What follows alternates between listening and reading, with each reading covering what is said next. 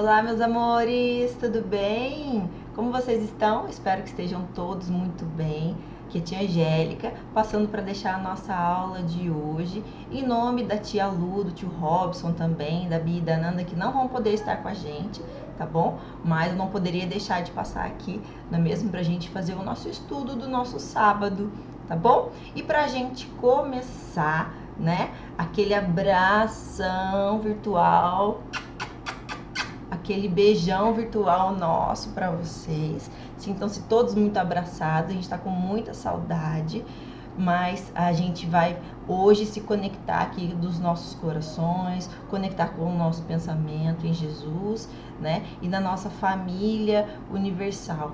Tá bom, meus amores? E pra gente começar, é claro, a gente não poderia começar diferente, vamos começar fechando os nossos olhos e agradecendo a Deus, agradecendo a Jesus por mais uma oportunidade de estarmos aqui reunidos em pensamento, reunidos em coração, para aprender e para tentar compreender um pouco mais a mensagem do nosso amado Mestre, né? As mensagens que ele nos deixou, para que a gente seja capaz de colocar em prática todos esses ensinamentos no nosso dia a dia, no convívio com as pessoas com quem a gente vive, né? Com os nossos amigos, com os nossos familiares.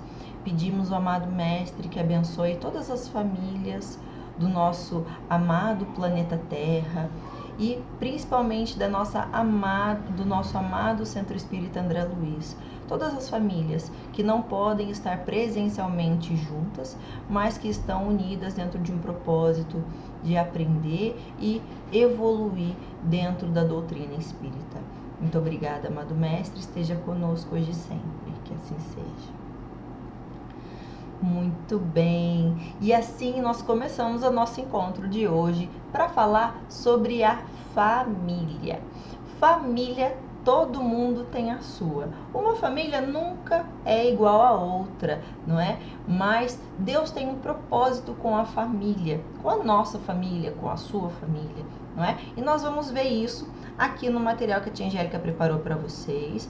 Vou compartilhar os slides que eu preparei com muito carinho para a gente conversar sobre este assunto que é tão importante e fundamental para que a gente consiga compreender, né? A gente tem que compreender qual é o propósito da família para Deus, né? O que Jesus nos ensinou sobre a família. Vamos lá? Então, olha só, cada família, vocês podem perceber isso, né? Com os amigos de vocês, na própria família de vocês, que cada família é diferente. Todas as famílias são diferentes, mas todas elas são especiais. E cada família diferente, olha, pode ser, né? Hoje em dia é comum a gente ver uma família que tem duas mamães, ou uma família que tem um papai e uma mamãe.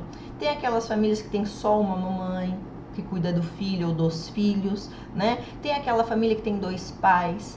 Tem aquela família que tem avô e avó, tio e tia, que não tem o pai e a mãe, mas também são famílias, são modelos de famílias que existem e que Deus permite que existam, né? Tudo isso tem um propósito, tudo isso tem um objetivo dentro da evolução, né, do espírito. Mas você já parou para pensar? Por que será que Deus criou a família? Qual será a função da família? Será que família é uma coisa tão importante assim? A gente não poderia nascer e viver sozinhos, né? Para que serve a família? Já parou para pensar? Então, olha só, antes da gente conversar sobre todas essas perguntas que a tia Angélica fez para vocês, eu quero que vocês escutem muito bem essa historinha, que é uma gracinha, que é sobre uma família de porcos espinhos. Olha só que gracinha o casalzinho aí, né? É uma fábula, na verdade, né, desses animais, que tem uma lição para deixar para cada um de nós. Então, acompanhem aí comigo. Há muito, muito tempo atrás, quando a Terra estava coberta por espessas camadas de gelo durante a era glacial, muitos animais não aguentavam o intenso frio e morriam, porque não conseguiam se adaptar àquele clima extremamente gelado, não é? E isso começou a prejudicar muitos animais que começaram a entrar em extinção. Foi então que, numa tentativa de sobrevivência e proteção, um grande grupo de porcos-espinhos começou então a se aproximar um do outro, começaram a se juntar, unindo-se um bem pertinho do outro. Desta maneira, eles ficavam protegidos e aquecidos. Assim, eles conseguiram resistir ao frio por mais tempo, porque o frio estava muito severo naquela época, né, gente? Imagina viver na era glacial, igual aquele filme da Era do Gelo, que você só vê gelo, a água está congelada, o alimento é difícil de encontrar, não é mesmo? No entanto, com o passar do tempo, eles começaram a se ferir e ferir os companheiros com os espinhos do corpo deles, né? E justamente quem estava mais pertinho e oferecia mais calor era aquele que mais machucava o outro. Por isso eles foram ficando magoados, com dores das espinhadas, e então eles decidiram se afastar um do outro. E então, ao se afastarem, porque eles não conseguiram mais suportar as dores dos espinhos dos seus semelhantes, e eles preferiram ficar sozinhos. No entanto, quando eles começaram a se separar e desfazer esses grupos, muitos deles começaram então a morrer congelados de frio. E então, logo, alguns deles perceberam que ao se afastar não foi a melhor solução que eles poderiam encontrar para esse problema. Mas então os que morreram, os que não tinham morrido, né, com esse afastamento do grupo, eles precisaram tomar uma atitude, eles precisavam fazer uma escolha. Ou eles aceitavam o espinho dos companheiros, ou eles iam morrer de frio e eles iam desaparecer do planeta Terra. Eles iam entrar em extinção. Imagina que decisão difícil, não é mesmo, gente? Mas graças a Deus, com sabedoria, aos poucos, aqueles que não tinham morrido, eles foram voltando a se aproximar um do outro bem devagarzinho, com jeitinho e com cuidado, para que eles conservavam uma mínima distância um do outro, suficiente para conviver um com o outro sem se machucar, sem se ferir, se proteger sem se magoar, sobreviver sem causar danos uns aos outros. E assim eles aprenderam a conviver com as pequenas feridas que a relação próxima com alguém pode causar. E entenderam que o mais importante era o calor um do outro. Olha que história bacana, gente. E então eles aprenderam a amar, aprenderam a respeitar, resistiram ao gelo e juntos eles sobreviveram a esse período tão difícil da história do nosso planeta, né? Que foi a Era Glacial. E que gracinha, né? O que nós podemos então aprender com essa fábula? O que essa história tem a ver com a família, não é mesmo, gente? Uma família sempre envolve relacionamento. É o convívio entre as pessoas que são diferentes, né? E o melhor relacionamento não é aquele que une pessoas perfeitas, mas aquele onde cada um aprende a conviver com os defeitos do outro e admirar as suas qualidades, igual ao porco-espinho, né, pessoal? Porque os nossos defeitos, mais ou menos a gente pode pensar assim, né, para fazer uma comparação, os nossos defeitos são mais ou menos como são os espinhos do porco-espinho. Né? Porque o meu defeito pode às vezes ferir, magoar a pessoa que está próxima de mim, a pessoa que eu amo, não é mesmo? Mas a gente tem que aprender a conviver apesar dessas dificuldades, apesar dos conflitos, né? E apesar das diferenças, porque nós seres humanos não somos perfeitos, não existe um ser humano perfeito, né? O ser humano mais perfeito que passou pelo planeta foi Jesus. E como nós não somos perfeitos, eu tenho meus defeitos e cada pessoa da minha família tem um defeito diferente. E eu tenho que entender que eu quero que as pessoas tolerem os meus defeitos, mas eu também tenho que tolerar, eu tenho que respeitar o defeito daquelas pessoas que vivem comigo, não é mesmo? Então, o que é a família, né? A família é um grupo de pessoas que se reúne, cuja finalidade consiste em se ajudarem como irmãos e adquirirem o verdadeiro amor espiritual. Olha só, pessoal, a família é um projeto de Deus. A família, ela é necessária para nossa evolução espiritual. E olha que gracinha esse desenho que eu coloquei para vocês, né? Ó, os dois porquinhos, cheio de espinho nas costas, né? Cheio de defeitos, trabalhando juntos para cultivar a árvore do amor. É isso que a gente deve fazer dentro da nossa família, cultivar o amor apesar dos nossos defeitos. E olha só, os pais, qual é a função dos pais? Os pais transmitem para os seus filhos a semelhança física, não é? Por exemplo, a cor dos olhos, do cabelo, o formato do rosto. Com certeza você tem aí alguma característica muito parecida com a do seu pai ou da sua mãe, ou o jeito de falar, né? O formato do rosto, a cor do cabelo. No entanto, os pais não transmitem a semelhança moral para os filhos. Por quê? Porque não podem transmitir a bondade do seu espírito. O espírito, ele é indivisível, ele não se separa, né? E uma criança que nasce, ela vem com as características físicas dos pais, mas o espírito dela, às vezes, veio de um outro lugar, né? Porque os pais, eles não dão o espírito para o filho, né? A gente só dá a vida material. O espírito, ele vem de Deus, né? Ele é indivisível. E por isso que muitas vezes um filho pode ser tão parecido com o pai, né? O rosto igual, o jeito de falar igual, os olhos igual, só que o jeito diferente, o temperamento diferente. Às vezes o pai acalma, a criança é irritada, nervosa, ou é o contrário, não é mesmo? Essas são as características morais. Então, os pais têm uma missão.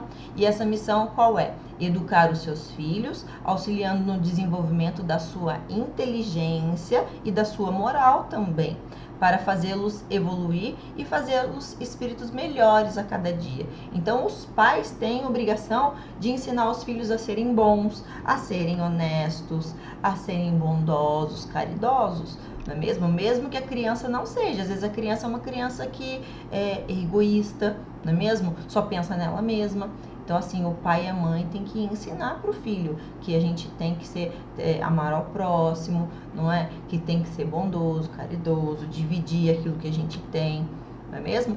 E da mesma forma que os pais têm uma missão, os filhos também têm uma missão, uma tarefa, que é: os filhos devem respeitar os pais, mesmo que o pai e a mãe às vezes fale ou faça alguma coisa que o filho não goste, né? Às vezes a gente tem que entender que é tarefa dos pais mandar você para a escola, mandar você escovar o dente, às vezes dá preguiça, né? Mas a mãe manda: vai escovar o dente, menino, vai para a escola, vamos fazer tarefa.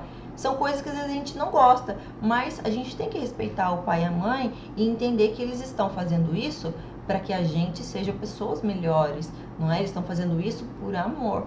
Então aí o filho tem o dever de respeitar os pais. E existem, né, dois tipos de família. Dois tipos de família, assim, dois principais grupos. É claro que existem milhares de famílias diferentes, né, como a gente já falou, de formações de famílias. Mas existem dois grupos principais de famílias, que são elas: primeiro, as famílias que são unidas pelos laços espirituais. São aquelas famílias que possuem afeição espiritual, quer dizer que elas têm um amor um pelos outros e buscam a compreensão, a tolerância, que amam apesar das dificuldades e das diferenças. Lembra da história do porco-espinho? Então, assim, eles amam apesar dos espinhos, apesar das dificuldades, não é mesmo? Porque viver em família não é fácil, mas quando a família tem laços espirituais, é assim, o amor está acima de todas as coisas, né? Geralmente essas famílias que têm laços espirituais, elas já viveram juntas em outras vidas e vão se reencontrar no mundo espiritual. Olha que bacana. Então, assim, quando a gente perde uma pessoa, perde não, né? Quando uma pessoa da nossa família que a gente ama muito desencarna, volta para o mundo espiritual, se você tem um amor sincero por ela, um dia você pode ter certeza que vocês vão se reencontrar no mundo espiritual, porque essa é a sua família espiritual. Essa união espiritual, ela é durável e continua no mundo dos espíritos. Então, assim, nós sempre estaremos juntos com quem a gente ama de verdade, tá? E tem também, gente, as famílias que são um pouquinho diferente dessas, né? Que são as famílias unidas pelos laços corporais, ou laços de sangue. Essas famílias são famílias frágeis, como as coisas materiais, que se acabam com o tempo e muitas vezes já na existência atual. Então, vocês já devem ter visto, às vezes, mãe que não se dá bem com o filho, né, que não gosta do filho, ou o filho que não gosta do outro irmão, não é mesmo? Isso é uma coisa natural e isso acontece muitas vezes porque os laços que unem essas pessoas são laços apenas corporais. Eles só têm o mesmo sangue, o mesmo tipo de sangue, tem o rosto parecido, os olhos parecidos, mas o espírito, às vezes, não é um espírito que se entende muito bem com o outro, não é? Mas Deus permite que isso aconteça também para nossa evolução, para que a gente consiga praticar a tolerância, a paciência, não é? A caridade com os defeitos do outro, não é mesmo?